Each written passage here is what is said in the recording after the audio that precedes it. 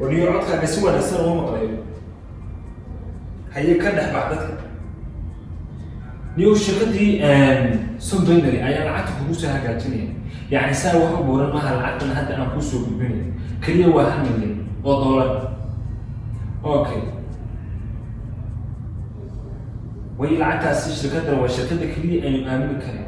يعني dadka waxay siinaysaa tababar ku filan kaas oo iyagu ay si madax bannaani ay u shaqaysan karayaan hadhowto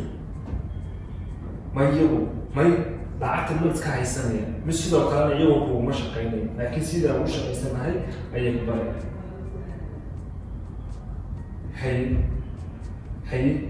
may waxaa ka mas-uulaha ninka loo yaqaano injineer cawaale ayagu ay sidaa sameeyaan waqtiguna waa xilligiisii waa inooyna beri iyo 7 subaxnimo ayay shaqo geli doonaa ma dhow aniga ayaan kusoo wadi doonaa ayaa u mahadsantahay ayay saaxiib